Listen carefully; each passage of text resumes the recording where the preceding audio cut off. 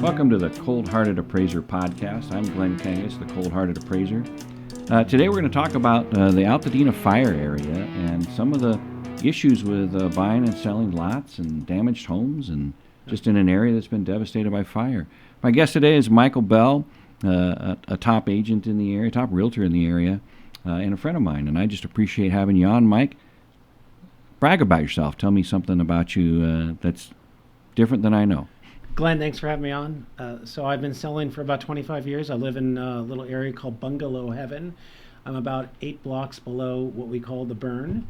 And I'm sure most of your listeners know we had 6,100 homes burn in Altadena just over a year ago. I think we're progressing better than the Palisades and certainly better than Malibu. Yes. Malibu's 0 rebuilds, but Altadena is starting to see some good activity. But I've been on the end of helping people sell their lots. My aunt lost everything, and my sister-in-law lost everything. And when I say everything, it's everything they lost. Their purse, their car, everything. Right. So I've been helping a lot of families navigate that, and it's been rewarding. And I can't tell you that there's been some times you want to cry, and you want to be, and you want to be there with them. And everybody's got a story. They're not very good stories. And everyone is worse than the last one. They're horrific. Yeah. Horrific stories. I'm fortunate. I don't know any of the 29 people that passed away. Mm-hmm. And I think, we can talk about this too, is, what's Altadena going to look like in 10 years? Right. Or is it going to take 20 years? But I've been fortunate enough to have a number of my clients call me and have me, I've been honored to sell their properties. Right. And I think I've sold, I just closed one a few days ago. I think it was my 13th lot. Wow. that I've sold. And I'm not out there trying to get these listings like other realtors. It's kind of like strolling through the obituaries to try to get a probate. Yeah. I don't know. I'm just not that guy. Right. And I know there's a lot of people that are trolling for listings. That's what they call it in the industry. Mm-hmm. And every realtor does their business their own way. Right. Yeah. No question about that. Yeah. So the purpose of our podcast today is really just to offer information to people who are wondering what they should do, how they should do it, and just figure out, how to deal with this tragedy that they've suffered, whether it was their family member or themselves. And so we just want to talk about some stories and some experiences and really just offer some just great nuggets for people if they're in a situation. We'll talk about a couple different things, whether they have a burned out lot completely or they have a fire damaged home or some other in between. I know you had a sale that somebody started something and then decided to do something different. So what can people use to help them make the best decision in such a horrible situation? So I appreciate having you on. I appreciate someone with so much experience in this arena. So I've learned this process in a number of different ways. Let's talk about my wife's aunt. Mm-hmm. My wife's aunt, who's 72 and a widow, and she's had a house since 1972, and she had a 10,000 square foot lot. Mm-hmm. And when the fires happened, when the spark hit and started burning, we knew that this was getting bad. Now, most people that have lived in Altadena have gone through evacuations. Correct. This has happened many times. Yeah. And unfortunately, a lot of people kind of treat it, not this time. Right. There's not this time. This particular night, I told my wife, you need to call her. Give her a call. And she didn't pick up the phone. And we waited, called again. She wasn't answering. She finally answered the phone and said, "Why are you calling so much? I'm in the shower and I'm trying to cook." And my wife told her, "You need to get out right now." Right. So hung up the phone. And then I said, "This is stupid. She's 72 years old. Let's go and pick her up." At the time, I'm getting ready to evacuate my house. Right. And we still have the power on. So my wife gets into the car and drives up there. As she's driving up Lake Avenue, She calls me and she starts crying. She says it's just like a movie scene where everybody's trying to get out and everybody's going the wrong way on Lake Avenue, trying to evacuate. Wow. People are honking, the power is out, there's smoke all over the place. It's just like a movie. Right. And she's just freaking out. I'm like, you got to go get her. So she pulls up to the house, she gets into the car, and we drives to our house. She forgot her purse. She had her car in the garage. She turned the pan off for the gas, and left. The next morning, wake up. We decided to drive up there. They told everybody not to drive up there, but we drove up there anyway. Right. And they said, and there was no National Guard up at the time. No, not There's power lines down all over the place. There's empty fire hoses all over the place. And you can't even tell where you are because the whole place looks like it. I don't know what something looks like if it's bombed out, but I imagine that's what it looks like. Right. And there's smokestacks and there's houses fully ablaze all over the place. There's little fires everywhere. It is so dark it's so covered in smoke. And we drove over to her house and it was just gone. I mean, absolutely gone. It's kind of crazy. As we drove up there, I don't know what I was thinking, but we decided to record the drive up. Right. I still have the recording. Yeah. And as we're going up, you just see these beautiful homes. Some of them, the fire just started. Some of them are halfway burned down. The other ones are just, there's a hole in the ground because most of these old homes have what's called California basements. Mm-hmm. There's a basement usually the size of the kitchen, and the whole house is basically collapsed into it. Right. It's hard to believe. Yeah. When we got up there, that I remember getting there. We brought our son, who's at the time 17 years old, and I remember him looking up at the sky, and he said, "Look, Pops, the moon." I said, "That's not the moon. That's the sun." Right. It looked like it would be the moon. Yeah. I would say Altadena lost 60% of its trees. I don't know what the number is. It's way up there. All the shrubbery is gone. Yeah. And her house, 3 blocks around, everything was just gone. Right. Absolutely gone. Yeah, just driving through those neighborhoods afterwards, it's been so depressing to see just entire neighborhoods gone. I mean, nothing left, or 1 or 2 left. It just, the devastation is just unreal in those areas. What year built? Do you know if your mom, your aunt's house was? That was a 1960s home. It was 1,100 square feet, three bed, one bath on a 10,000-foot lot. Right. On a gentle slope, on a cul-de-sac. Right. Okay. So she's 72 years old. She's a widow. What's the process there? What's the process for someone in that situation? She was not born in this country. Mm-hmm. She has a 7th grade education. Wonderful lady, street smarts. But this is different. This is a different animal for anybody and everybody, and for us. So she got lucky. She actually got brand new insurance a month earlier. Oh wow, great. And I don't want to berate any insurance company here, but there's one company out there that everybody hates, and she didn't have her insurance with them, and she had hers with a smaller. Well, actually, I think it's the National. It has 3 initials, and they start with A. Right. And they were fantastic to work with. Uh-huh. So there was a calculation trying to figure out what the structure was worth, what her personal items were worth, and we had to go through all of that and also prove to them what we had, which was easy because the insurance company was there a month earlier taking an inventory of the house. Oh, okay, great. So we got kind of lucky. Yeah. So the conversation is, what do you want to do? What do you want to do? Like, I'll support you in anything you want to do. And she was living with us. We converted our garage into an ADU during COVID. So we had room for her. And I love her to death. And I was like, you can stay as long as you want, but you can't stay here forever. Right. She was in 272 square feet.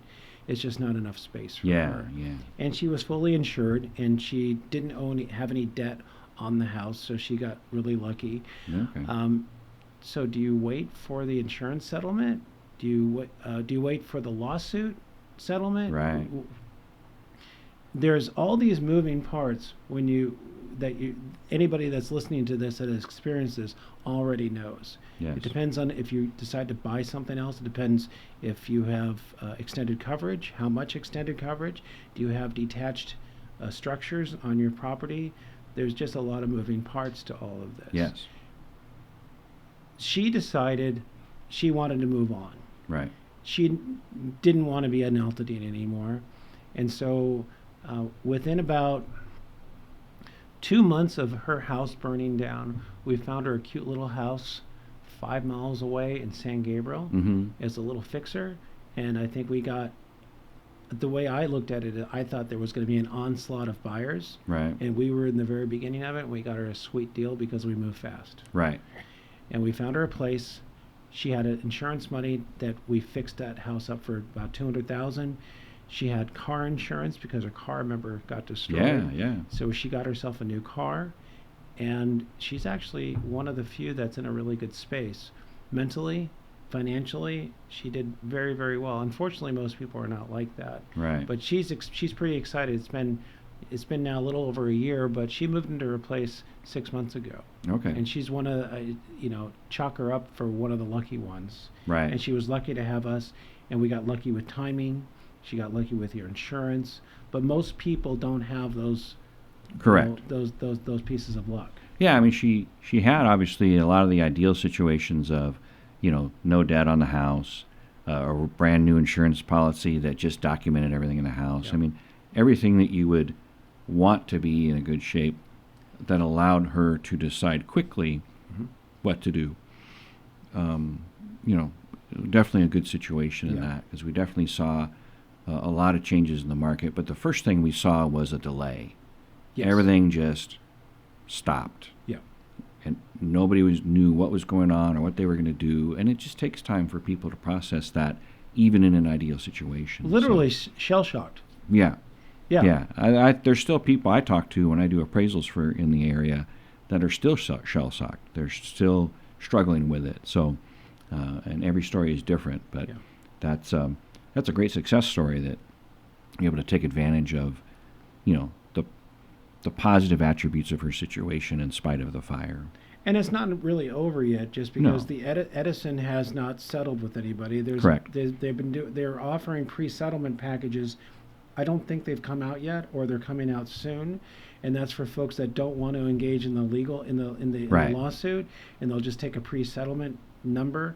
And now those numbers are also, it depends if you rebuild too, because Correct. if you rebuild, then it's a little bit easier to prove your damages. Correct. So a lot of folks are holding off because they want to be able to maximize their payouts, so they're holding on to their lots. Right. Or they're holding on to their lots for a number of other reasons. Maybe they can't sell because they have a loan on the property. Right. I mean, how many foreclosures are going on right now in Altadena? Yeah, there's definitely been, I don't know the numbers, but definitely the numbers are up. I've talked to people who they had no other choice because they were recent purchasers, with a fairly high LTV mortgage, and obviously with the price of the lots now versus the price of the properties before the fire, they're just not in a situation where that can be remedied in any way, shape, or form. So it's definitely, again, every situation is different, and there's so many challenging lots. stories. Yeah. A view lot. You can buy an amazing house before the fire that was built in the 1950s. That has an amazing view. That's on a hillside. You know how hard it is to rebuild that? Yeah. Well, those are selling way less than they would have sold for previously. Yeah.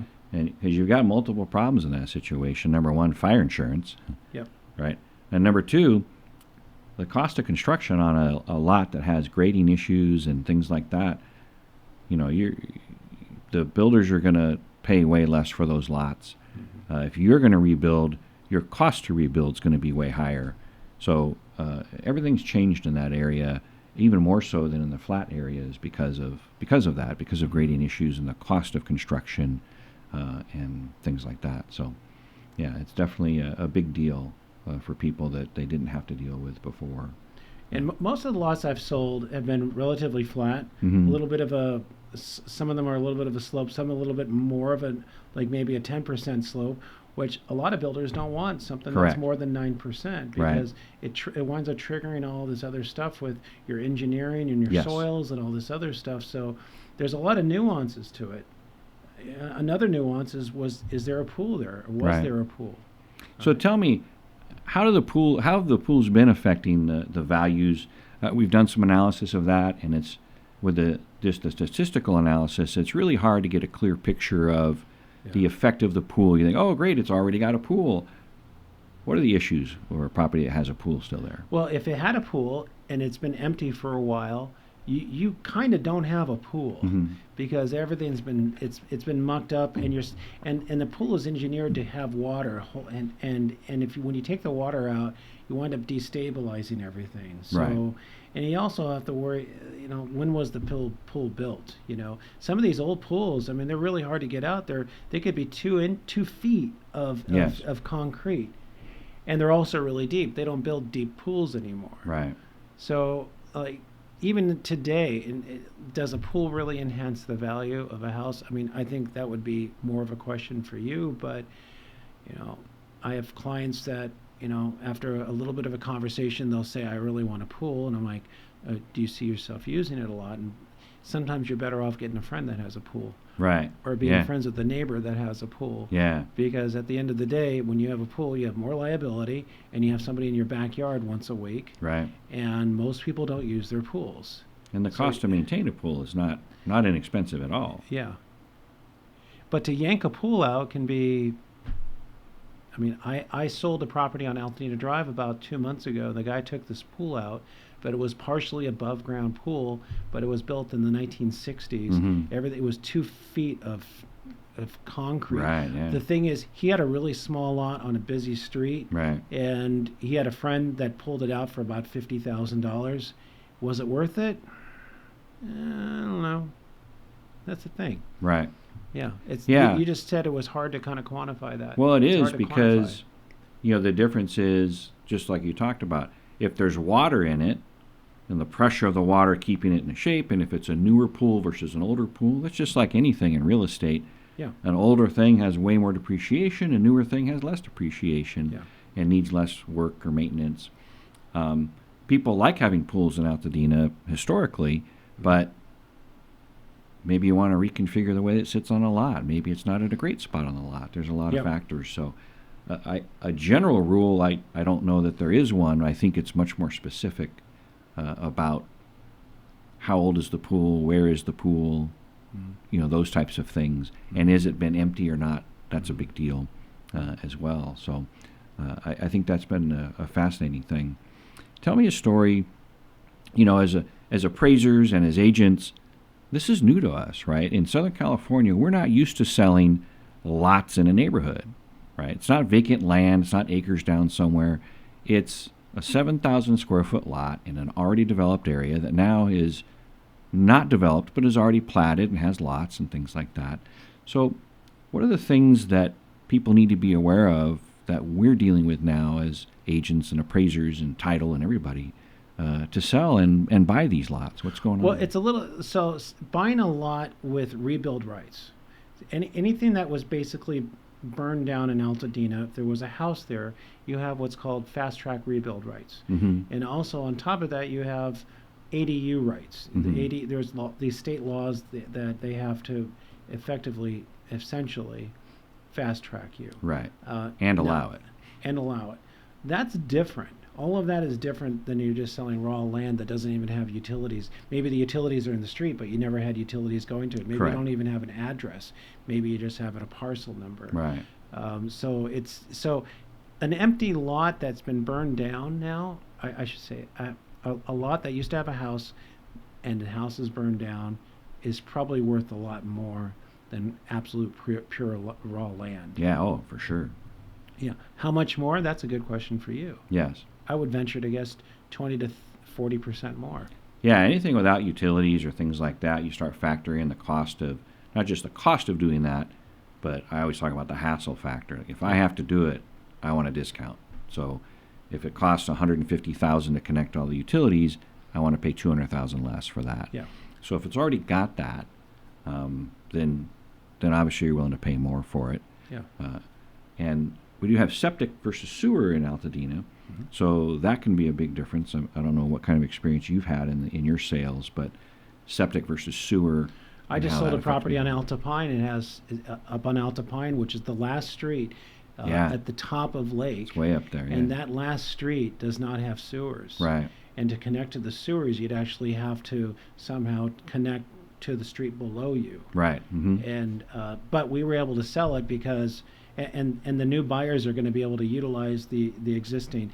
Now, it'd be a different story if you wanted to buy raw land there. Would they let you put a septic? Right. No.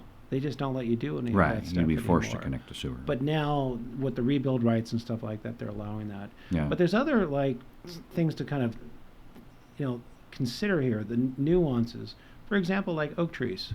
Not all oak trees got burned down. Right. There's a lot of oak trees, and oak trees are resilient. And the ones that have been up there for a few hundred years. They're very resistant to fire. Yeah. And they're charred, Mm-hmm. but there's a whole bunch of them. But the thing is, you can't build around an oak tree. Right. Around the drip line. Yeah. So that affects the value. It also affects the value if you're a corner lot versus a regular lot. A corner lot, think of it this way: if you have the ability of doing an ADU, which everybody kind of does, a corner lot is great for 2 units. Yes. For a developer. Yes. Because now you're not competing with somebody's backyard and all this other stuff. You can Correct. just partition them, and you have 2 detached, or you can have them attached, but. A corner lot, I just sold a corner lot, and we just closed last Friday. Right. And the developer, there were 6 offers, and the guy that bought it, he's going to build 2 houses. Right. And the numbers, that's to be seen. I don't think the numbers work very well. Right. I'm not a developer. But how does that lot sale versus other similar size lots that you sold that were not on a corner? Do you feel like that one went for more than the other ones? I think it went. It seems like it maybe had more of maybe a 10% premium, right? Something Mm-hmm. like that, right? There's so many moving parts, and look, I'm good. I'm not that good. Right. I don't know. You just never know where something's going to go. I'll tell you a story about this little lot. It was a corner lot, very flat, no oak trees, no trees of significance. No pool, and we put it on the market, and we got no offers for 2 weeks. Mm-hmm. And then I got 3 offers. I got 6 offers in 3 days. I'm like, what is going on? Yeah. All of a sudden, my phone's ringing. It's like, did somebody sprinkle magic dust on this thing? Was it? Did you think you have it listed and they actually didn't post it till then? Or that's what it felt like, I'm sure. You know what? As realtors, we all have little panic attacks sometimes. Yes. And we're like, okay, we did all the stuff. All the stuff we're supposed to do, the photos, the floor plan, the description, we posted here. And then you get no phone calls, because it does happen, even on great listings. Sure. Because everybody else thinks that everybody wants it. So everybody says, oh, I don't think I'm going to go for it. Right. And so it's crickets for days. Yeah. And then all of a sudden, you're like, oh, my God. And so I will actually go on the MLS just to make sure it's there. Yeah. It's totally crazy. Right. But I'm not the only one that does that. Right. Well, we've definitely seen, I just did a presentation for an office yesterday, and one of the things that we've tracked with the lot sales is the days on market for the properties that are selling. We're a little over a year after the fire. It's averaging over 100 days on market for the lots to sell. At the beginning, they were selling in 7 days, and they've just gradually crept up over that whole time period to now they're taking over 3 months on average. So 2 weeks or a month or something is actually pretty quick in the current market. But of course, your sellers aren't used to that, and they panic too, just like you panic. Mm-hmm. So I think that's just one thing to understand. We're in a market that's new to all of us, including sellers, including buyers. The buyers are trying to figure it out. Even the builders are trying to figure it out. A lot of builders bought a handful of lots, or 10 lots, or 15 lots, and stopped, and they're waiting to see, hey, when I build a house and sell it, did that make sense, yes or no? And then they'll go buy more once we get a sense of the market. So, what I've been doing on my lot sales is I try to meet people where they're at, and a lot of people and even first-time investors don't exactly know what you can do with the property. Right. So if you go to my listings, I'll tell you what was there before, and what you could you can do 10% more. There's a calculation, and Right. then you can also do an ADU. Brand Right. new ADU in California is up to 1,200 square feet. Right. You'd be surprised how many people call me going, "Wow, that's really helpful." Yeah. Well, Yeah. I hate to say it, this is standard information. Yes. But yes. people don't have the standard info. They don't. Right. You know, so I put that out there. But at the end of the day, you need to kind of figure out who your buyer is probably going to be and how they're going to look at that property and what you can build on there. Right. Because you don't want to go on the market overpriced because you're shooting yourself in the foot. But get feedback. Right. I love feedback. Yeah. And lazy realtors don't do this. Right. But you get a phone call and somebody's going to drive by that property. Pick up the phone a few days later and ask them, "Hey, I know you said you're going to drive by it, but can you give me some feedback Right. on what you think of the property?" Now, it's hard to get feedback on empty lots because I don't know when they're driving by. It's different Right. in a house. Yeah. They have to get an access code. Yeah, I you meet know them when they there went and stuff by. like that. Mm-hmm. But also pick up the phone and call the other agents. Right. I love picking up the phone and calling the other agents. Yeah. Hey, what happened with your deal? How many offers did you have? Was it silent for a while? What kind of a buyer do you have for this thing? And most agents will share that information. Yeah. Believe it or not, most agents are great to Yeah. work with. Yeah. No, I agree with that. So another thing that came up yesterday in conversation was, the builders and developers, right? There's obviously developers in the area, but they seem to really be focused on the $2 million around or so price range Mm-hmm. for their end product, Mm-hmm. which means they're looking for specific types of lots. Now we have other lots that are much bigger that would be more for a custom or a bigger development. Mm-hmm. Have you seen in your experience builders and developers looking at the bigger lots, or is that more individual buyers who want to build their dream house, dream estate, that type of thing? So I had 3 quick sales in the first 3 months Mm-hmm. right after the fire. And what I noticed there were local investors that always wanted to build a house, and they were buying. Right. And it seems to me that a lot of that those people did their thing. Capacity has been filled on that front. And I think in April of 2025 it seems like that's where it peaked. Yeah, for And sure. everything the data slowed says that. down. Yeah. And at that point too, and this is not a secret anymore, but there's a guy that won the lottery. He Yes. won $2 billion. Correct. 4 years ago. $2 billion. He cashed out. He did the cash out of $600 million. Right. And he bought a whole bunch of lots.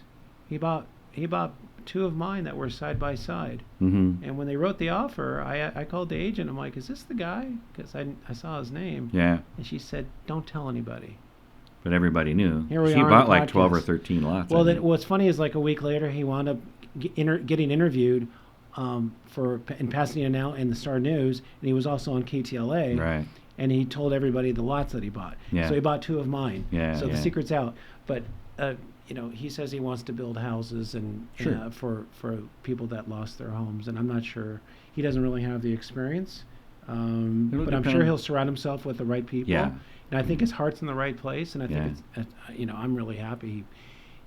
We got really good prices. Yeah, well, I think there's a lot of people that are trying to do a lot of good, and hopefully as many of them as possible will be successful at that, for sure. Tell me a quick story about not a vacant lot. Tell me about a house that suffered some damage, and what are the challenges for something like that? I know you had one where they started doing work and then decided against finishing. Maybe tell me that story. I had unless you a had really a better weird. one. I had one of the most unique sales that happened a few months ago. Mhm. It was on a street called Allen. Right. And it was across the street. None of the homes burned, but all of the garages in the backyard burned. Oh, wow, okay. And on my property, the house, most of the houses just north of it burned down. Mm-hmm. So this house itself, what wound up happening is the front bedroom burned and then burned itself out. Oh, wow. But once it burned, all of that garbage and soot and everything went through the house. So they had to take the drywall down. Mm-hmm. And then the smell was still there, so they took the insulation out. Right. And the smell was still there. So they used a product called Kilts. Mhm. And Kilts is a sealant. It's Yeah, a I've paint seen that, yeah. sealant. And it's expensive. and they basically the whole house got stripped of the interior, all the light fixtures, everything, even the wood floors, and they sealed everything.